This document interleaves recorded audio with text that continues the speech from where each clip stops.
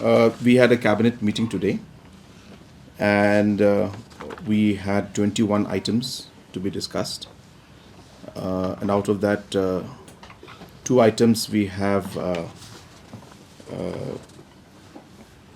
not cleared today because we have asked for further clarification and amendments. And 19 items were finally taken up and approved. The first two was a policy and a legal framework for motorcycles and vehicles to be rented out to tourists and to people. As you're aware that many tourists come to our state and they rent vehicles from the private individuals, and till date there has not been a mechanism to actually regulate for the overall regulation of the sector as well as overall safety of the tourist. So we have come out with a policy on this matter, and we are now going to regulate it, and people who are interested in renting out the bikes and vehicles to the tourist will have to now register with the transport department to be able to rent their vehicles to tourists in the future. So those were the first two. One was for vehicles and one was for motorcycles.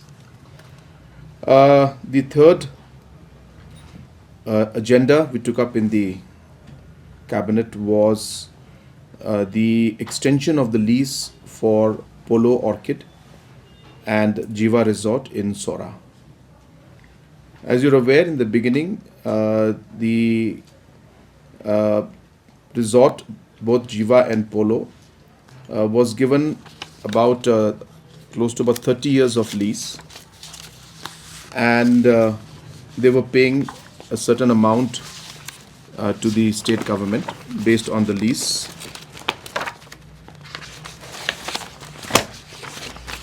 Yeah, so earlier it was leased out for 10 years to each one of them, and they were paying 2 lakhs by the Polo, 2 lakhs per month, and 2,48,000 by the Jiva Resort. Then in between we extended the lease to 8 years for Orchid, Polo, and 5 years for Jiva. In between that, we have now leased out many properties to different private players, and we have extended the lease years to up to 60 years so that the feasibility of the project comes out.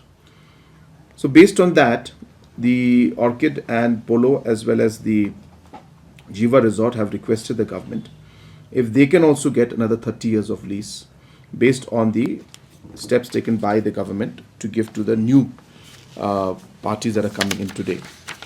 So therefore, this came to the cabinet, and cabinet has looked at this, and we have approved this increase of lease of 30 years more to both of them.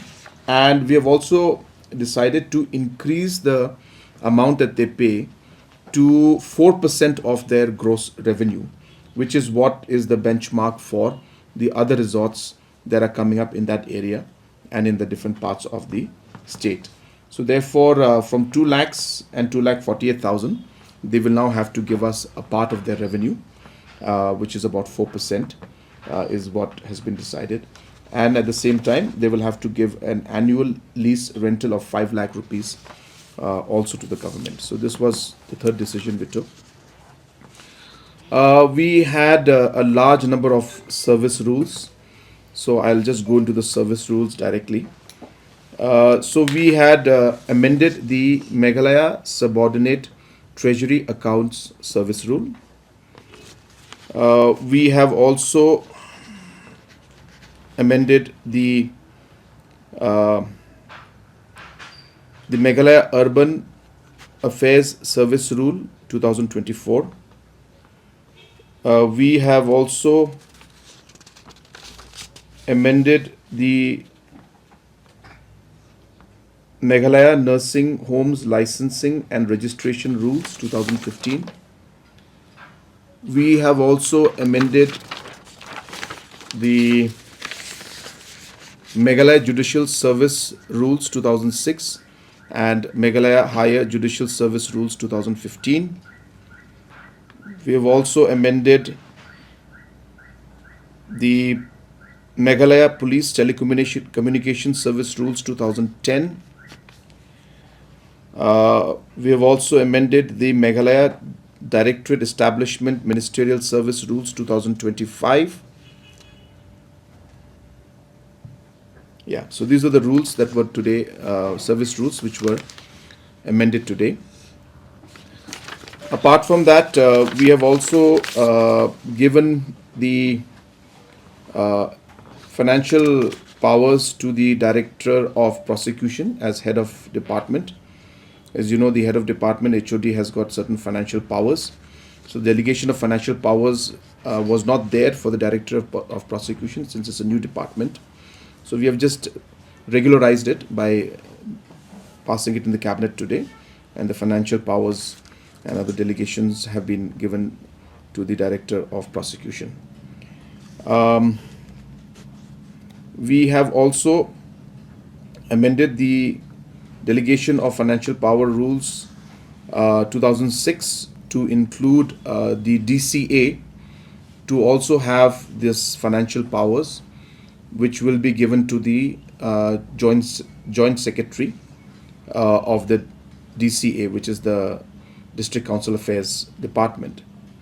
Just to share with you a bit of the background on this, this is important, and I hope you will you'll cover this part. Earlier, the district councils used to get revenue, or they still get revenue, and they share from Transport Department, Mining Department, and Forest Department. So whenever the district councils used to follow up the procedures to get their share, they had to follow up at 3 different levels with 3 different departments, and the process was very tedious. So therefore, we have decided as a government now to ease the process of delegating and distributing the revenues, that DCA now will be the concerned department, or the concerned nodal department that will now disperse all the revenue shares to the district councils, and they will not have to go to mining, forest, and transport. And so now, to streamline that procedure, the financial delegation and the powers must be also with the Joint Secretary of the DCA, as there is no HOD of DCA. So the Joint Secretary is the same level as the head of department and or director, as we all know. So therefore, in line with that, to ensure that this decision is implemented properly, the financial powers now will be delegated to the Joint Secretary of the DCA. So that decision was taken today, and this will be a very important, I should say, reform in terms of the working system of the District Council Affairs. We have also amended today the second amendment we have made now to the Meghalaya Building Bylaws of 2025.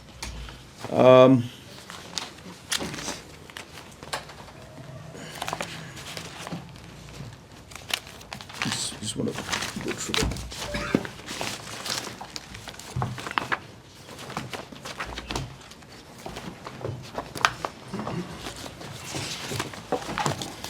So basically, the amendments to the bylaws have been made, where we have now again in the process of trying to streamline the entire ease of doing business. We are now, number one, adopting the online building permission system. So with this, from August 11th, people applying for permission for buildings to be constructed, they can apply online. So they don't have to physically apply it. That's number one. Number two, we have also proposed to make it easy for people to get permissions. For example, for low risk buildings, and mainly low risk buildings, which is residential, commercial, and industrial, up to 2,500 square feet, or a built up area of up to 3,000 square feet, with only G+1 and a 7-meter maximum building height. The technical permissions and the technical approvals will not be required from MUDA anymore. So if you are a building of a low risk building, there will be empaneled architects who can empanel themselves onto the website. Once they empanel, as an individual who would like to construct a building and a house in the low risk building, residential, commercial, industrial area, as per specifications I have mentioned, they will simply have to self-attest and get it approved by these engineers and architects who are empaneled by the government. They'll submit it online. They can start their construction even without the permission being given. And in 30 days' time, the permission will be granted to these individuals to start their construction. At the same time, larger buildings, which will be there, which is G+2 and up to a maximum built-up area of 750 square feet, we will have empaneled architects and a council of architects, architects and companies and engineering firms, which will be empaneled and registered by us, who will be then what we call third-party verification agencies. And they will be kind of engaged by the department. And these individuals who are applying for permission, they will simply take the help of these architects and engineers, and they'll be able to get the permissions so that they can start the construction of their building. So therefore, we are working in order to make it easy for now people to get building permissions. And these amendments were today cleared in the cabinet. We have also today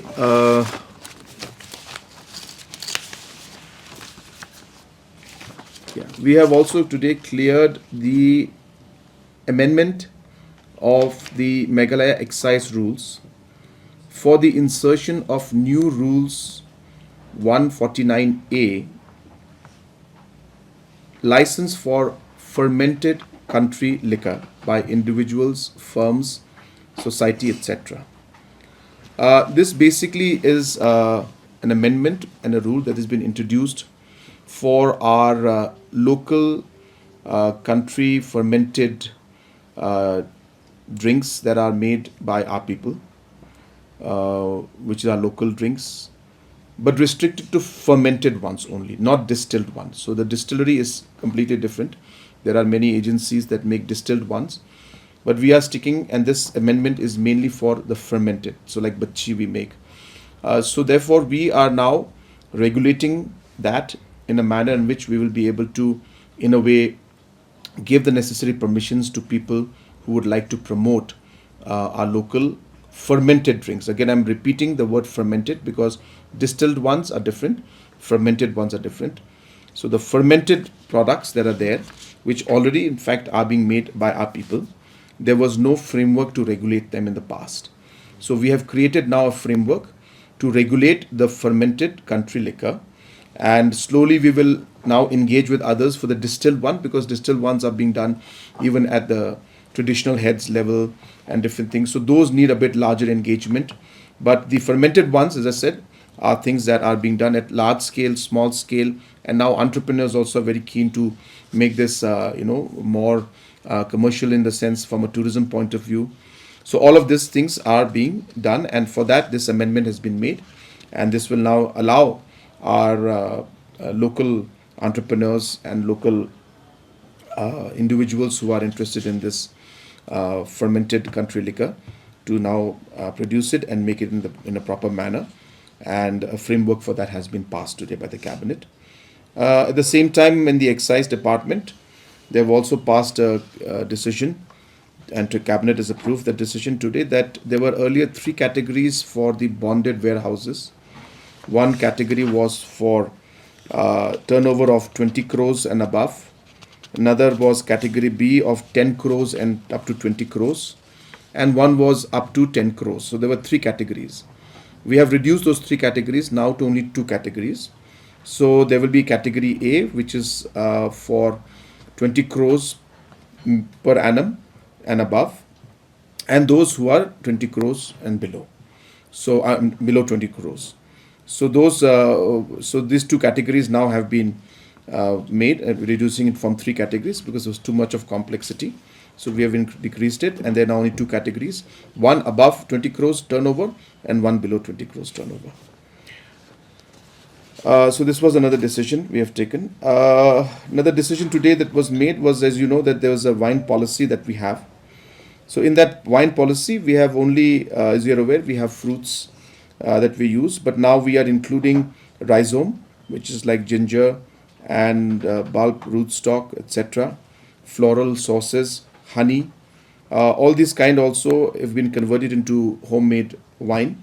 These products will also be included in the homemade wine policy, the fruit policy, which of course had come out quite a long time back. So these decisions were made today in the cabinet in regards to excise department. We also had a decision where we have decided to purchase property from the government side through MIDFC to promote the slalom course in Umtham River in Riboy district area. This area, as you know, is the area where the slalom as well as the river canoeing and kayaking sports are played. In the last games, if you remember, we had won in the national games 5 medals in these categories. And this is one category that Meghalaya is doing very well compared to the rest of the country. We are very keen to promote this, and in line with that, we have decided to build up a full course, a slalom course at Umthan River in Riboy district. And this will be the only course of the kind in the entire country once it is fully complete in terms of the overall development that takes place there. And in this area, there's about 14 acres area, which includes about 8 to 9 acres of tree plantation also across the street, which is coming up as a package, and the entire land along the river. And a total of about 21 crores is being spent to purchase this area. And as I said, this is the only place and the most viable place to conduct these games, and it will be the only kind of its course in the entire country. And we're hopeful that this would become, as I said, one of the main places where slalom and other such water activities will take place in the days to come. We also today have cleared the so we have also decided today to discontinue the optional subject in the MCS competitive exams. Now, as you know, in the competitive exams, there are certain set subjects, and apart from the certain set subjects, there is an optional subject. So a student can take the optional subject as mathematics, as geography, history, whatever, and there are 23 of them. Now, what happens is that because of the optional subjects, sometimes the level playing field is not there, because it depends on those 23 subjects that are optional. Some years, some optional subjects are easier compared to others. Sometimes the marking systems are easier compared to others. And there seems to be kind of an undue advantage that comes as per the optional subject the individual takes. So there are 23 of them. And also, it is a huge task for MPSC to conduct these optional exams that are there. And therefore, based on the recommendations that have been given by the MPSC itself and by a MPSC reform committee that was formed quite some time back, this particular suggestion has been given, and we have decided in the cabinet to accept that suggestion. And this optional subject paper that was there in the MCS service is now going to be removed. And in the future, rather, we will have a subject which will be on Meghalaya. We will introduce a subject on Meghalaya, where we would like to ask and allow our, the candidates to know the different aspects of Meghalaya, its economics, its culture, its different aspects of its of its history. All of these things will be introduced in the Meghalaya subject, because you're going to be officer of the Meghalaya Civil Service. So therefore, we'll remove the optional subject, and we will put in a subject on our state of Meghalaya. And of course, there'll be different aspects to it. So those details, there will be a committee or a group of officials who will work that out and recommend on what kind of subjects and what aspects should be put in there. So this was a very important decision, a very important reform, I should say, which will help in conducting the MCS exams in a much faster and much quicker manner. Level playing field for all the candidates who apply. We of course had the speech for the Independence Day, which is a normal practice. We go through the whole speech, and the speech was circulated to all the individuals. So that was one more subject, or one more item that was taken up. Then of course the different ministers and VIPs take salute in different parts of the state. So that list also was today discussed, and different locations were allotted to different people. So there was also a modification. So there was also a modification that was done, partial modification, on the government notification number LE and SD. Basically, this is in terms of the female workers who are working and and in different positions and different organizations, to allow them to work in night shift also. As you're aware, this is again a issue which has been pending for a long time, and Government of India and other state governments are following this policy, where they are allowing women to work in night shift. And in Meghalaya, this decision was pending, and we have today decided to allow women also to work in night shift. Obviously, this comes with very, very strict conditions. For example, CCTVs have to be put up in all the locations where they'll be working. Pick up and drop will have to be arranged. And most importantly, this is only with the consent of the worker. So obviously, if the particular person is not comfortable in working, she can automatically put it in writing or tell the people that I'm not comfortable, and nobody's going to force. But earlier, there was no option for them to work, even if they wanted to work, even if it was safe for them. So now we have taken a decision, as per the decision that has been taken by Government of India, and the Government of India has been following up on this.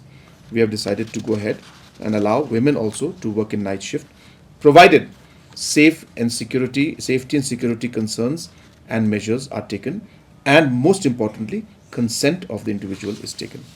We also had a Zilla Sainik Welfare Officer Tura, which fell vacant because the incumbent is now the director here at the state level. So there were two applicants who had applied, and the second applicant is a serving officer, and hence the rules are very clear that it cannot be a serving officer. This was advertised and people applied for this, and therefore the serving officer the application was not accepted, and the only person whose application was meeting all the criteria was Lieutenant Colonel Iban Job Suiting, a retired officer, and so his name was proposed, and the cabinet today has cleared his name. So these were the decisions that were taken in the cabinet today.